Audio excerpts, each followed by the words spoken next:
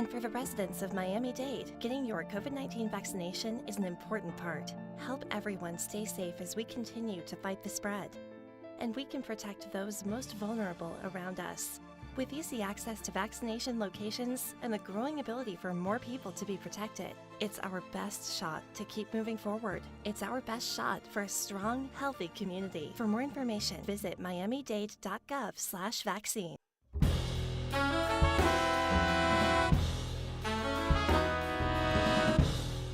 And this is WDNA 88.9 FM and WDNA.org.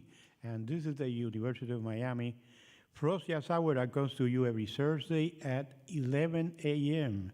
And this is an incredibly good band here with us, the Funk Fusion Ensemble.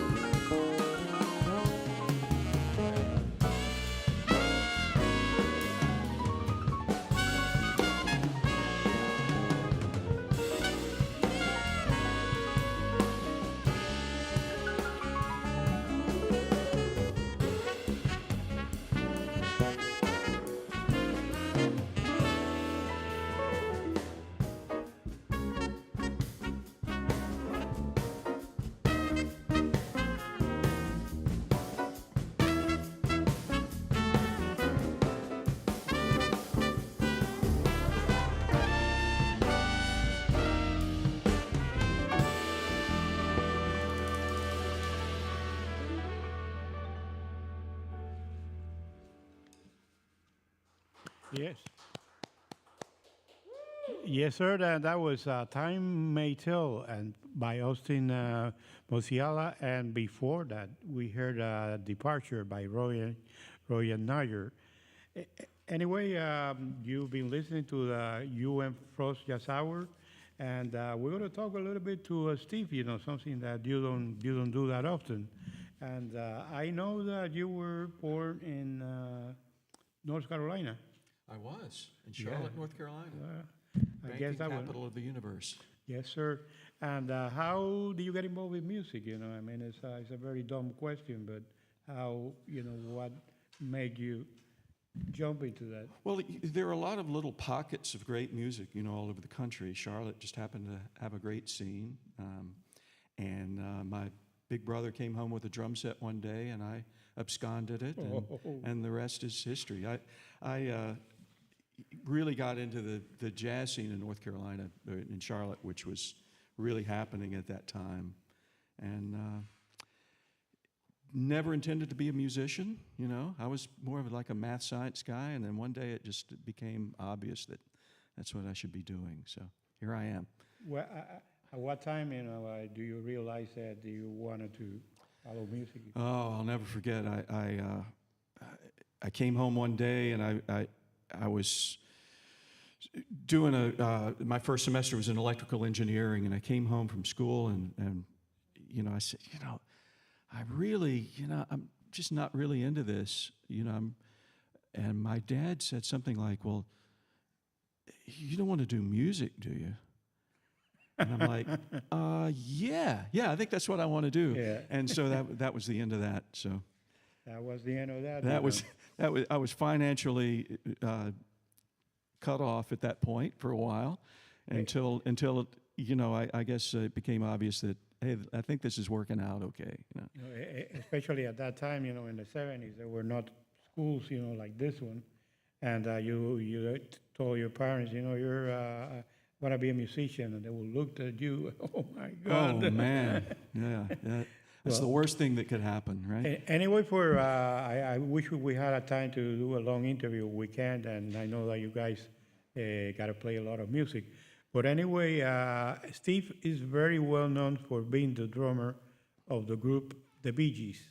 Bee Gees, an iconic group, and also played with Michael Jackson, Paquito de Rivera, Barry Gibb, which is one of the Bee Gees, Jaco Pastorius, who used to live in Miami, Cliff Richard, Joe Sample, Johnny Cash, Ben Vereen, and the Woody Herman Big Band, and the Tommy Dorsey Big Band. Hey, you got it.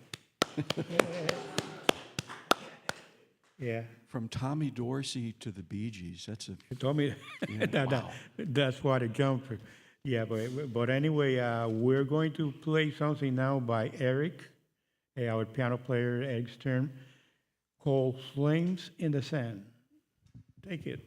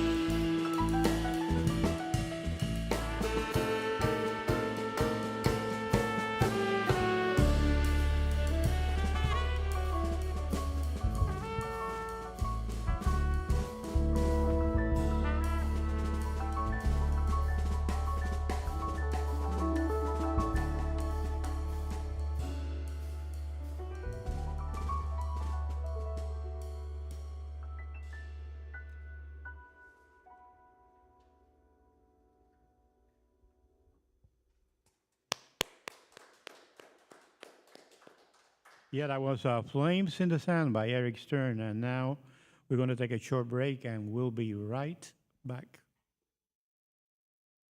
There are a lot of ways to build a strong body.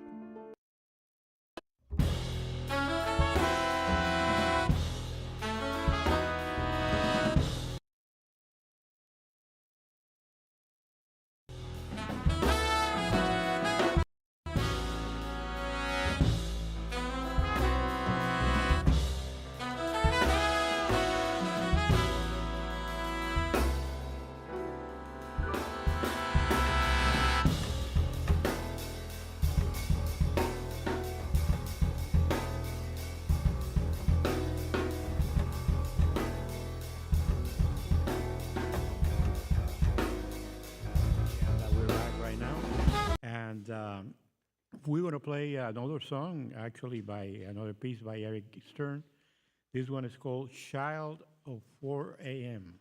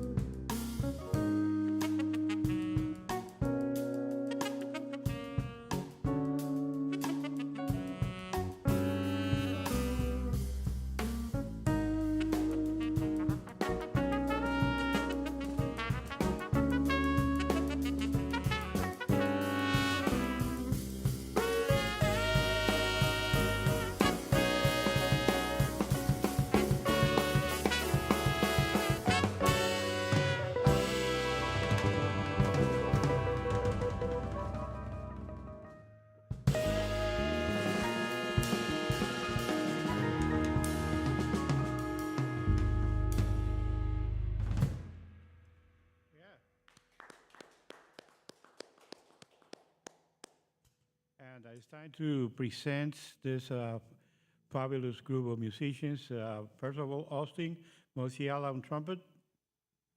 Yes, sir. Eric Stern on piano.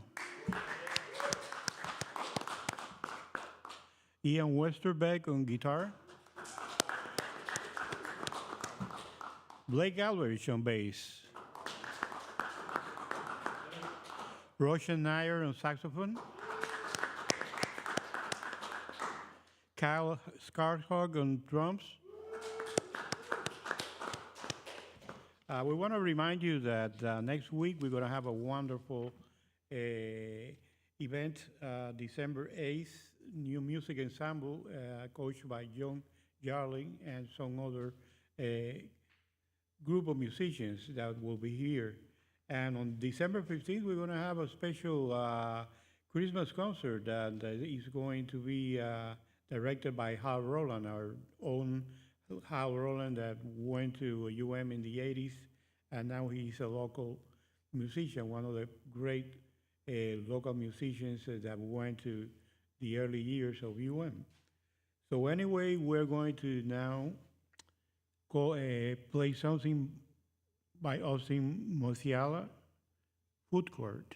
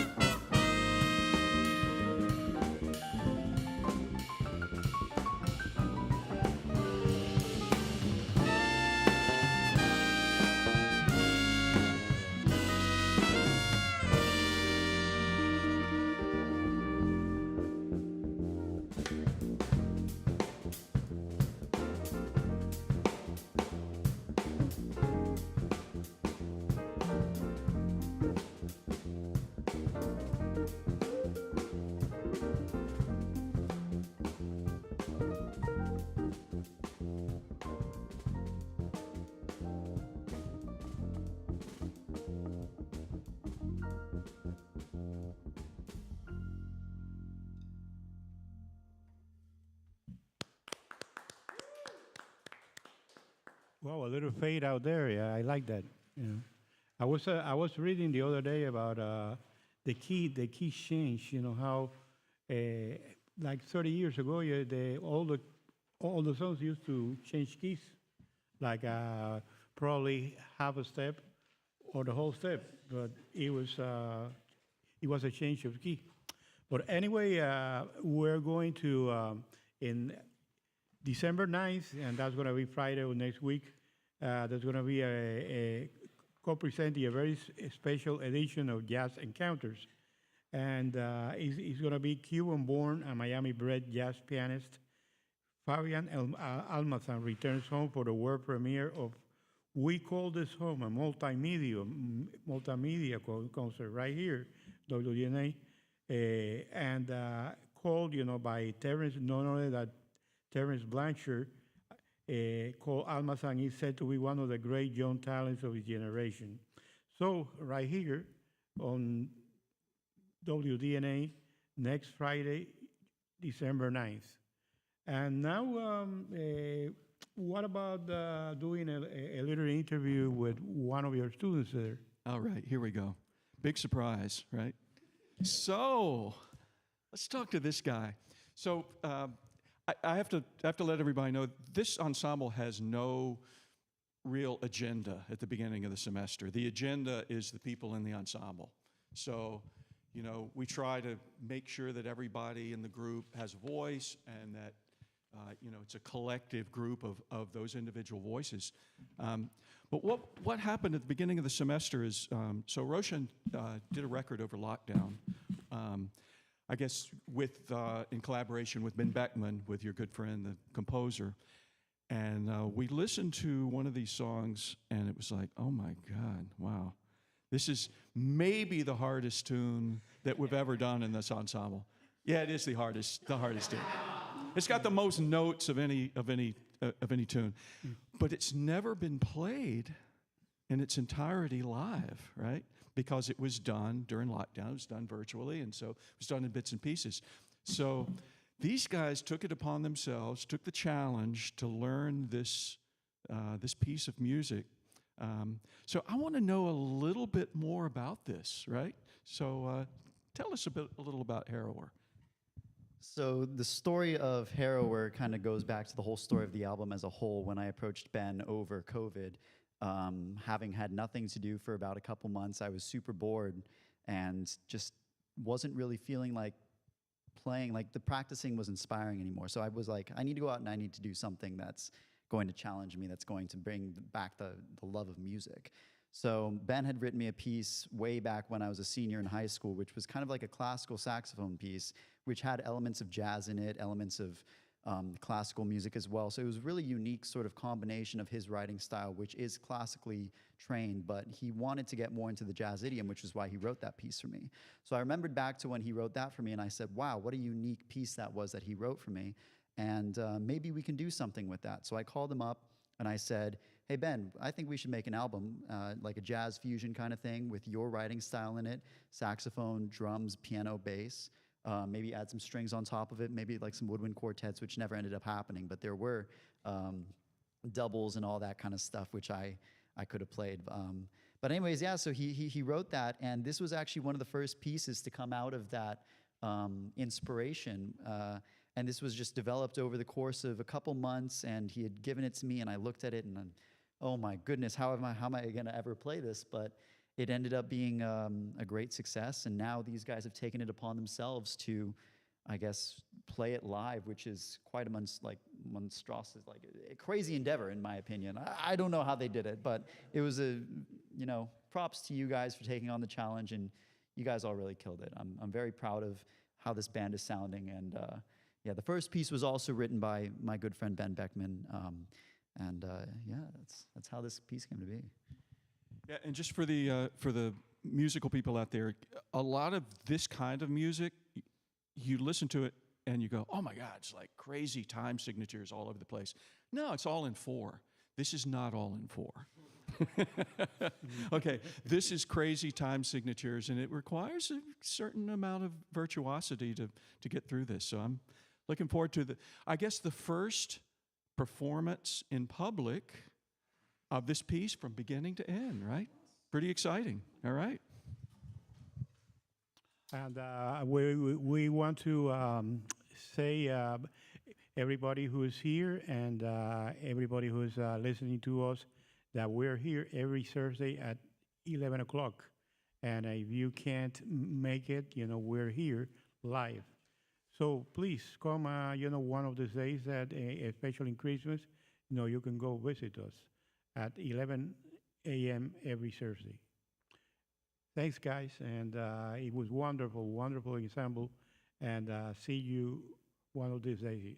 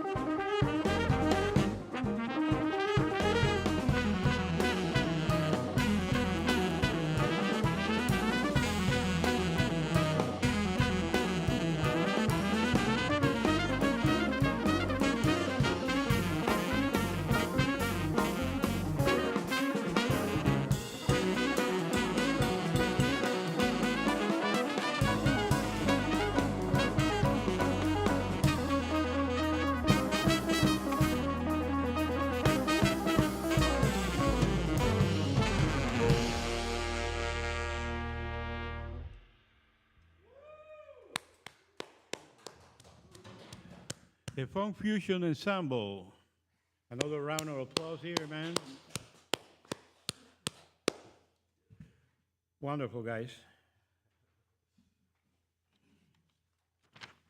Yeah, we got it.